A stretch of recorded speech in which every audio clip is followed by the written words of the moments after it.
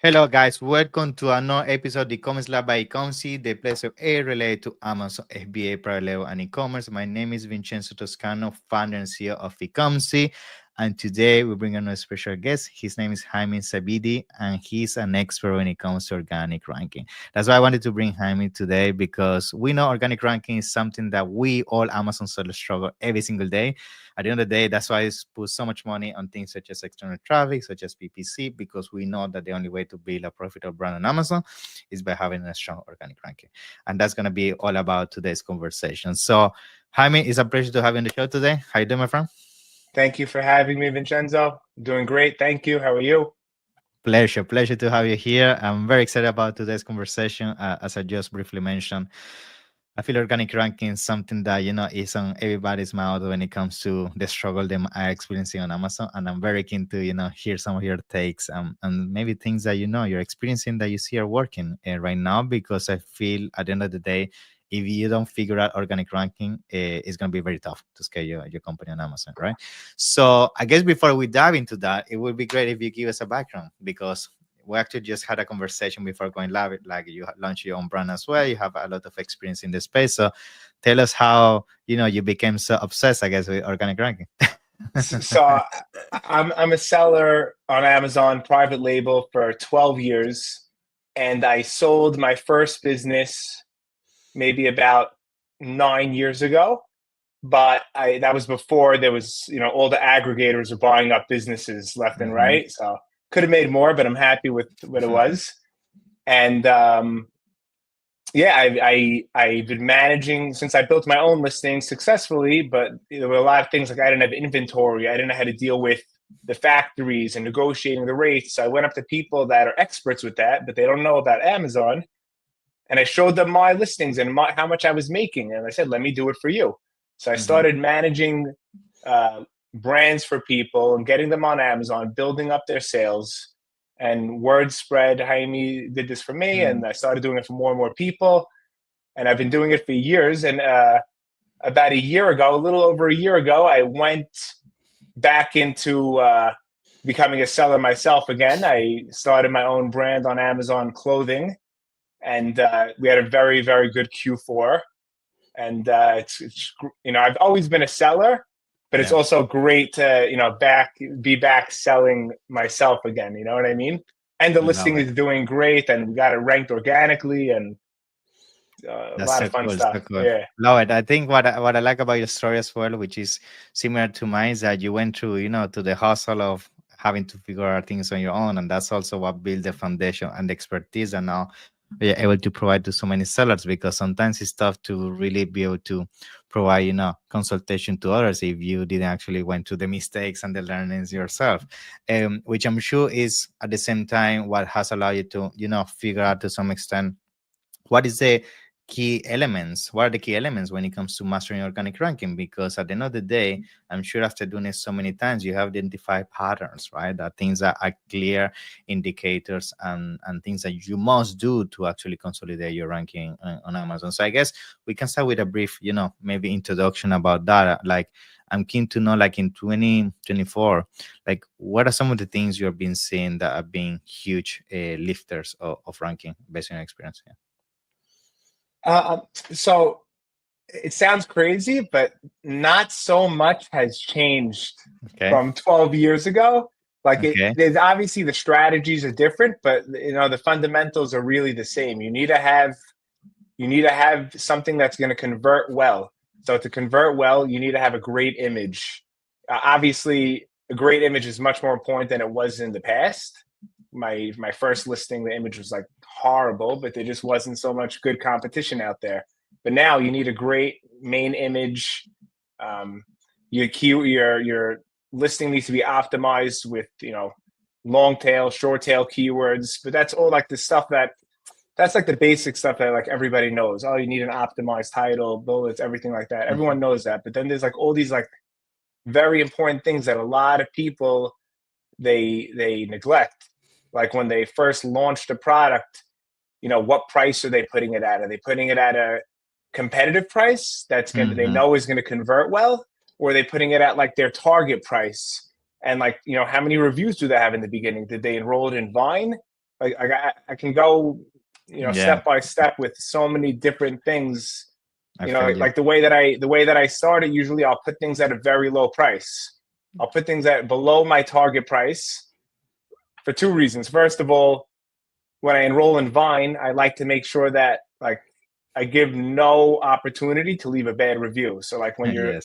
like the Mm. Vine reviewers, they're getting it for free, but they're still leaving reviews They're based getting off of harsh, like, actually. Lately, they're yeah. getting harsh. Yeah, So they're very picky people. But I'm saying if you're giving them something like unbelievable, like wow, this is a crazy price for this item, this quality, like they're gonna leave you better reviews. So like I want to make sure that nobody's pissed off about the product.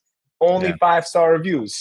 And you're at a low price, you're getting 5-star reviews, and you're going to start advertising on a listing in the beginning with a small amount of reviews. You don't want to be at a high price. You want to be at a lower price to make sure that exactly. whoever sees it is going to buy. And like just Yes, showing Amazon all those little, triggers, all those things like, hey, like they're buying this person, because Amazon's looking at everything. They're looking at, who did you click? Who did the customer click before you? Did they add 2 people to the cart and they only purchased 1? Like they're comparing so many different things, and like you really need to be crazy, like zoned in on it. agree. Actually, something I wanted to touch on that is going back. I mean, you mentioned, of course, images, optimization, and everything, and I think that's going to be the first point I wanted to bring to the conversation, which is conversion. I feel conversion has been one of the biggest KPIs Amazon is tracking to position your pro organically, because at the end of the day, it makes sense. They want to make sure that they put a pro organically high that is going to maximize the traffic that comes to the platform, right? So tell us from a conversion point of view, like, do you see when it comes to keeping the consistency of conversion, do you have to do it through a long period of time? Because we know how the honeymoon period is an important thing, and now on top of that you have X amount of days that you have to maximize that period. So with conversion, do you feel it's the same? Like, do you need to convert for at least a week consistently, 2 weeks, 1 month? What is some of the timelines you have to show like good performance to Amazon to start seeing results on an organic level? Yeah. I'm saying the way that I launch a listing is I'm extremely OCD about the image. Like Mhm. I look at, like, let me see the image before we launch it. Okay, look at the competitors. How is ours going to be compared to them? And then I'll look at it and I'll like write down what I think is better, and then I'll show it to people. I'll say like, which one do you think is better and why? Like I'll ask so many different people. I'll use different softwares to A/B test things, like, and just like what would people prefer. And like there's so many like little things, like, oh, maybe if we cut off a little bit of the white space, in the corners, it'll be bigger and it'll show more. Or maybe like you have to put some wording, you know what I mean? Like let's say there's a box in the background, you put some wording there, or Mhm. like something like every little thing. And that's just like the main image. Even all the secondary images, like I've made small changes that have made huge impacts on sales. Like if there was a product that like not everybody knew it had, like it could take care of this issue, but now we Mhm. made an infographic showing like it also works for this, or it helps with this. Like we saw sales go up, and then like we've seen returns go down by just changing like a size chart. Like they had a size chart, but it was just complicated. Like you look at it and there was so many things you don't really know how to read it, but it's like, can Yeah, you understand this? So like really thinking like from the customer's point of view, like I looking love it. at it. Yeah. Yeah. And you mentioned something there very interesting, split testing, which I feel is something not a lot of people does. And you were giving some quick examples of how you make sure that you have the most optimal image and so on. So walk me a little bit through the strategy that you do for split testing. What I mean by that is, what is usually the things that you like to test, for how long you do split testing? How does it work usually for you? Um, I'll usually use like a website like PickFu, and Mm-hmm. I'll run it through different, like which ones you like better, this or this, and why. And then I'll even make then I'll pick the better one, and I'll even make more and more changes to it, and I'll compare. Like I'll do like 3 or 4 versions of like testing which is better. And then sometimes I'll use the Amazon's A/B testing, but it Mm-hmm. takes a little bit long to to get like all the results. Yeah. Like, you know what I mean? Especially if you're not making a lot, if you're not You spending need a enough lot or doing data. a lot of sales, yeah, you need to have that data. So it's a little bit, I like to do it more off of Amazon and like, okay, I'm looking at it like crazy. I'm asking Mhm. a lot of other people that I know, you know, please analyze it, take a minute, like, what do you think and why? And then I'm also using like people that I don't know, like pick-through people, and just, Mhm. I'm just, you know, Yeah. everything, whatever I can. Cool. And now, from the perspective of split testing, of course, we are mainly talking about images now. But let's be honest, the copy is also going to be an important thing, because throughout the journey of ranking organically, what happens multiple times is that if you're not on top of making sure you're indexing for the keywords, the ranking is moving in the right direction, all of that, you could easily be moving the wrong direction. So how does it work that in your structure as well? Like how you do, for example, keyword tracking, how you make sure you're always indexing? What is some of the methodology as well you use? Is I'll use like a tool, like let's say Helium 10, Mm-hmm. and I'll look at the top, you know, 3 or 4 guys that are very similar to my product, and I'll see like what are they ranking for in the top 10 spots, and then I'll start tracking their keywords, and then I'll make sure that whatever has the highest search volume and also the best organic ranking, I'll make sure that those words are, you know, in my title, Mm-hmm. and you know, the weaker ones go into my bullet and my search terms, and then like all the leftovers go into like my description, and then my alt text also in the back. You can put like 100 characters, and Mm-hmm. I'll make sure that, because I don't, there could be a lot of keywords that are good, but I don't want to put them all in my title, and it Yeah. sounds like unreadable and spammy, and you know what I mean? Like people don't like that, Yeah. and Amazon doesn't Again. like that either. But also, Yeah. you want to make sure you have the main couple keywords in your title Yes. at least, you know? Yeah, super important. In fact, something that I wanted to bring to the conversation, given that we're talking about keywords, is also the importance of PPC, right? I'm curious to hear also your take on that, because in PPC, there's many things that people recommend. Some people say go very aggressive only with exact match keywords and focus only on ranking those keywords. Some people say go more broad. What is usually the also the structure you feel on the PPC level is being more effective? Like, do you feel certain kind of campaigns or targeting have been bigger in terms of contributing ranking for your products as well? Um, so I think they all are going to contribute. So if I'm doing like a Mhm. broad or phrase or just auto, and if I'm at an aggressive price and I know that, or forget the price, if I know that I'm going to convert from showing on a lot of those terms, I know it's going to, you know, start improving my ranking. But then when I see like a strong search volume keyword, something like that, I need to make sure that I'm doing an exact match, top of search, that I'm showing, Mm. you know, all the time, especially if I'm getting a lot of sales, because I want to make sure that, you know, I'm going to get enough sales to build up the rank. So like on my clothing brand, um, the main search term was like 190,000 search volume, and like I was always in like the 30th spot, and I wanted to get up high. So like I started spending like a lot of money. I don't know how much money I was spending on that exact keyword, but I Mm. was spending about, and it's on one product, about $3,000 a day in ad spend.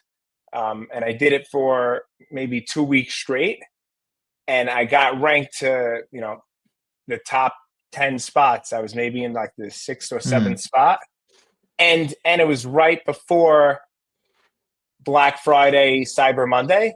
Also, like when I then I had the PED running, so that was like a 12-day PED deal, and I was getting crazy conversions, and it was selling like I was ranking for everything, like, and it was the organic rank was insane, because also the organic ranking, the search volume was going up to like 300,000-400,000 search Mm. volume, and I was on the top, and I actually had to, it was selling too quickly, because, you know, every SKU is ranked individually. Like if I have a very good Yes. selling SKU and I run out of it, it kills my listing. So I actually had to stop all my ads and start raising my price. But I kept holding the organic rank for like 2 weeks afterwards, like holding Interesting. in the top 10 spots with zero ad spend. like on Cyber Monday, like the Mm-hmm. one listing, it did about like $40,000 in sales. Nice. Zero ads, like not $1 spent on ads. But then I saw that the ranking started to drop, the organic ranking. But I don't think it's because of the ads. I think it was because we were extremely low on stock, and the lead time was just showing that it I was like see. you receive it in like 2 weeks. So So kills that's what I believe conversion. started. Yeah, that Yeah. started killing the conversion. But it was great to see that, if you go full force aggressive with it, you could build up a strong organic rank. And if you're converting very, very well, there's no reason you shouldn't stay there. Love it. Now, let's talk very briefly about the timelines because I mean you briefly touched on that, but I'm sure a lot of people listening to this conversation they might say, okay, I'm doing all of this, but how much do I have to wait? How long do I have to wait? 2 weeks, a month?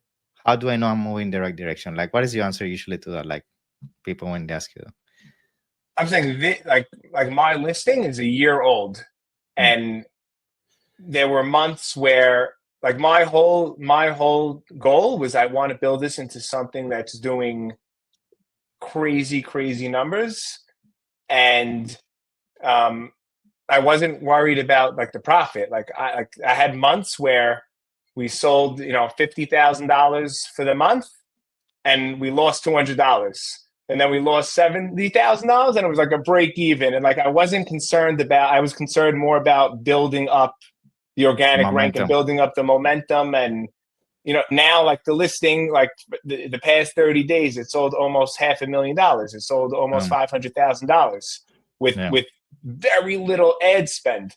But I spent over $100,000 on it in a year on one And it product. took You know it what I took mean? you 1 year. Yeah, yeah. Yeah. So I'm saying like if people expect overnight success, like yeah, you could get lucky, but I'm saying it depends on also how strong do you want to build something. Like any of the very big companies, like they're focused on building and Yeah. and scaling, Years. not like, oh, I need profit right away. Why are Which is we? what most people do on Amazon, which is why they get burned, you know? Yeah. Yeah, most people, 100%. Yeah. Now, when it comes to this strategy of organic ranking, have you implemented something with external traffic as well? Like, have you tried maybe with bringing traffic with influencer, with newsletter, things along those lines? What is your opinion on that? Because I know a lot of people lately have also been doing that. Like, have you tried? Do you think it's effective? Yeah. So I've done things with like Google Mm. Ads, with like email blasts. It's effective. I think the Google Ads I didn't have such great results from. Um, the email blasts, things like that. Driving the traffic, I had very good results from. And influencers, I haven't really. The only influencers I've been using are on creator connections. So like on Amazon.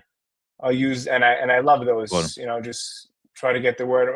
Right now, I told you like I'm having also like a stock issue, so like I'm trying to Mhm. slow down sales with no Which is a ads. good issue to have. I had no ads in Q4, so it's like great, but it's like imagine what we could have done if we did have Yeah. the proper inventory.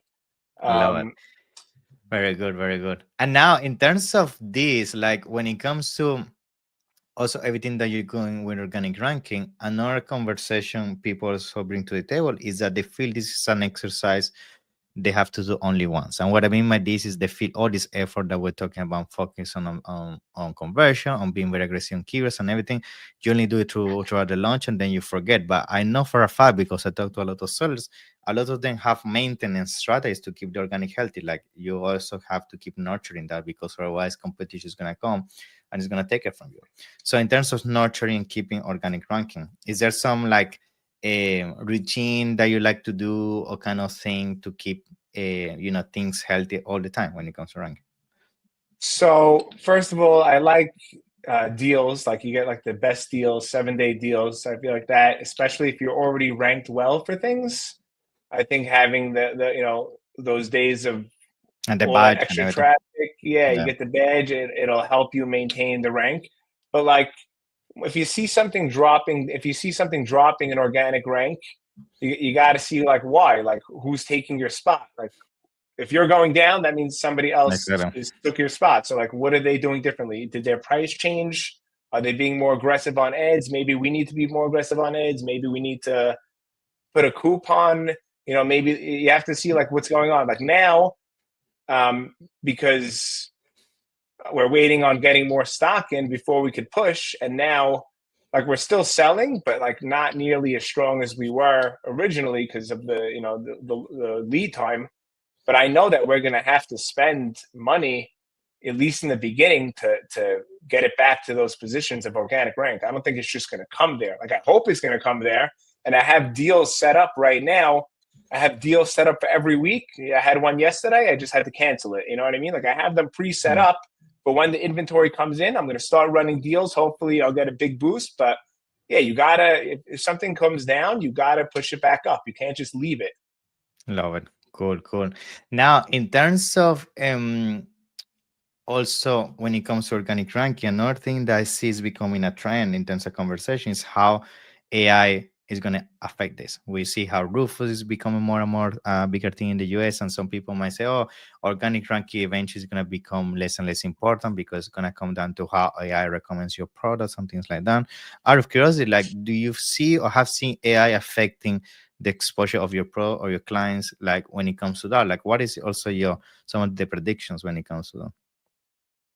I think that I don't think it's gonna hurt, your Mhm. organic ranking if you're prepared for like basically you need to make sure that your listing isn't just keyword stuffed and that it's Exactly. actually explaining the benefits of the product and how it could be used and answering questions and you know what I mean? It's not like yeah, you want to put your keywords, everywhere. You want the keywords to be visible and to be readable to Amazon, but you don't want it to just be mumbo jumbo. You want it to be something that, like, okay, if somebody has a question and they ask Rufus, would this work with this, or what are the like it has to know everything about your product. If it Mhm. and I think like I'm saying, people don't even do that with like forget the AI. People don't even do that with like the basic things from like the Mhm. attributes. You know what I mean? Like there's a lot of optional attributes that people they don't fill out in the back end, and they don't realize like if somebody's searching something, and they click one of the filters in the on the left side of the screen, Exactly. they click it, Yeah. and you didn't fill yours out. You're not popping up. So like I think it's kind of related to that a little bit also. You know what I mean? It's like a Yeah. similar idea. Like you need a Optimize your listing as much as yeah possible. The yeah the thing that you leave empty is basically a less attribution you can be found with, you know. So exactly. yeah. Awesome. So I think, I mean, this conversation is being awesome. I love it. I think to conclude, is there any last tip or maybe, a strategy you want to share in terms of organic, or it could be Amazon in general? Because I mean, of course, things go beyond organic. So anything you want to share? I'll just share so many things about. I'll share one quick thing that I think is very important that a lot of people don't realize is that you can't just send in the minimum amount of stock to Amazon. You Mm, can't just send in a 30-day supply and think, okay, I have 30 days worth. Like, I'm expecting to grow my business. If you have 30 days worth, what do you want to do? You want to double your sales. Now you have 2 weeks worth. Because also, like, I built a thing on a Google Sheet where there's like, you go to your inventory ledger and you could download where your inventory is in all the FBA centers, and you put all the zip codes in, and you can see like on a map like where is your mhm. inventory. And like if you're not sending out enough inventory, Amazon's not going to spread it out equally. And if they start spreading it out, which it probably won't be like so great of a spread out, but like your stuff's going to be an FC transfer, it's not going to be readily available, and like you're not able to push it. And then a guy in California is going to see 2-day shipping, and a guy Yeah. in New York is going to see 4-day shipping, and like all those little things like affect it. Like you Which can't is what we push if call, you have I believe limited you're stock. talking about geo ranking, right? Geo ranking. Geo ranking and just like basic planning. Like you want to increase your sales. So why are you sending in what you're selling? Like why Exactly. are you sending in a month's worth of what you're selling now? If you Yeah. want to increase your sales, you're going to have to spend and you're going to have to build it up. And like you can't spend and build it up if you only have X amount of inventory. Yeah, and it makes sense because at the end of the day, why would Amazon show number one on page one on Amazon a product that inventory is in California when the seller is in Florida and you have no inventory in They Florida? they So they do. Yeah, it's crazy. It's Yeah. really crazy how, yeah. Yeah. So anyway, Jaime, it's been a pleasure to have you on the show. Thank you so much for sharing, all this wisdom. And I'm sure a lot of people might want to reach out or work with you, to receive your expertise on this. So how people can find you? Connect with me on LinkedIn. You could also go to my website and search my name on Google or YouTube, but connect with me on LinkedIn. You'll be Awesome. able I to, love it. message me from Thank there. Thank you so much. I'm gonna put all the information down below for people to find it. Yeah, it's been a pleasure and see you in the next one. Yeah. Thank you so much. Same. Thank you so much. Thank you. Bye bye. Great. Thank you.